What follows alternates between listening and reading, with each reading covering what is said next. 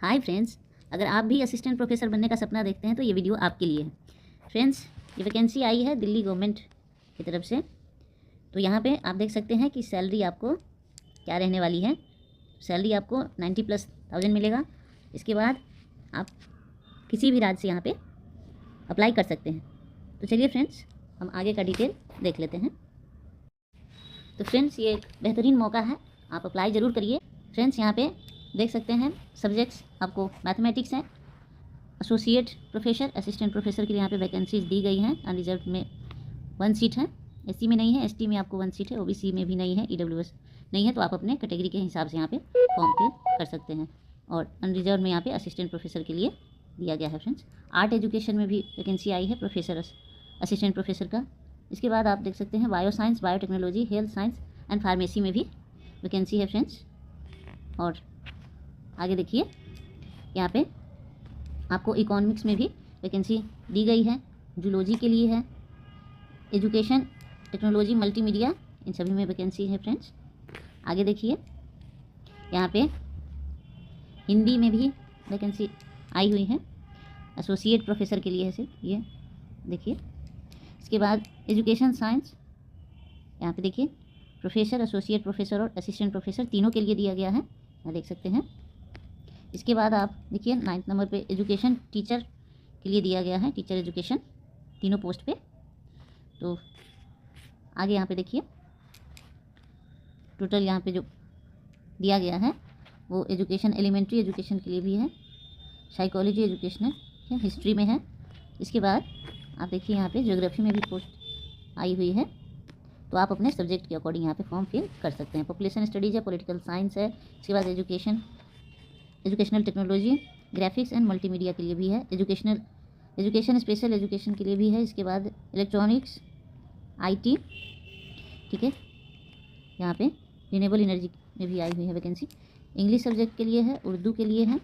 इसके बाद फ्रेंड्स आप देख सकते हैं कि hospitality, travel and tourism, vocational education, commerce, accountancy. इसके बाद एजुकेशन, वोकेशनल एजुकेशन के लिए भी, ठीक है फ्रेंड्स। और आगे देखते हैं, यहाँ पे जो वैकेंसी आई हुई है वो आप देख सकते हैं कि यहाँ पे curriculum development, research policy, psychology, education, measurement and evolution. चलिए, ये सारे देख सकते हैं आप, यहाँ पे दिया हुआ है। Child development, education, mathematics, educational education, sociology में भी वैकेंसी आई हुई है, ठीक है, सोशियोलॉजी में भी है, बॉटनी में है, एग्रीकल्चर में, हस्बेंड्री में और भी है। यहाँ पे देख सकते हैं एग्रीकल्चर के लिए है, एजुकेशन, फिलोसफी के लिए सेक्रेटरी, यहाँ पे फूड टेक्नोलॉजी, यहाँ पे education counselling, language education, Hindi, English, Urdu के लिए, ठीक है। तो ये सारे दिए हुए हैं सारे, ठीक है, पढ़ लीजिएगा। तो ये दिया हुआ है। चलिए आगे हम फॉर्म फिलिंग का जो भी प्रोसेस है वो देख लेते हैं। तो एसेंशियल क्वालिफिकेशन यहाँ पे आपको लगने वाली है, या तो आपने यूजीसी नेट क्लियर किया हो, या एनसीईआर जो भी आप सीएसआईआर नेट क्लियर किया हो, या आपके पास पीएचडी हो। तो उस बेसिस पे आप यहाँ पे कर सकते हैं। देखिए, ये पीएचडी डिग्री आपके पास होनी चाहिए, ठीक है, या आप यहाँ पे यूजीसी नेट, ठीक है, या सीएसआईआर नेट, कुछ भी, तो यहाँ पे आप अप्लाई कर सकते हैं, ठीक है। यूजीसी रेगुलेशन के 2018 के हिसाब से यहाँ पे दिया हुआ है। चलिए आगे हम देखते हैं कि मिनिमम आपको 10 इयर्स का जो है यहाँ पे लगने वाला है टीचिंग एक्सपीरियंस, ठीक है, असिस्टेंट प्रोफेसर, एसोसिएट प्रोफेसर और प्रोफेसर के लिए एक्सपीरियंस, ठीक है। चलिए, और रिसर्च एक्सपीरियंस एट इक्विवेलेंट, ठीक है, रिसर्च एक्सपीरियंस भी आपके पास होना चाहिए, या तो आपके पास ये होने चाहिए। और हम देखते हैं outstanding professional having PhD degree, ठीक है। इसके बाद disciplines from any academic institution not, ठीक है, यहाँ पे इंक्लूडेड ए अबव, ठीक है फ्रेंड्स। तो ये आप देख लीजिए, पीएचडी डिग्री आपके पास होनी चाहिए, ठीक है, मास्टर डिग्री होना चाहिए, एटलीस्ट 50, यहाँ पे 55% आपका मार्क्स होना चाहिए, ठीक है।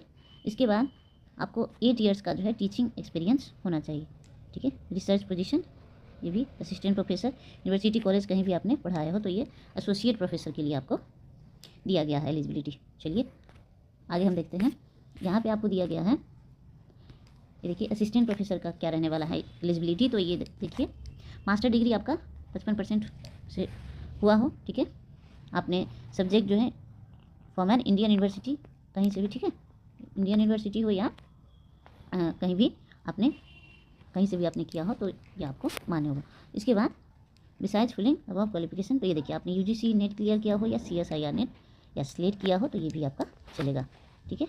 एमफिल भी यहाँ पे दिया गया है, ठीक है। तो ये अभी हालांकि इसको डिसक्वालीफाई कर दिया गया है, अब नहीं चलता, पर पहले जिन्होंने कर रखा है उनका यहाँ पे मान्य किया जाता है।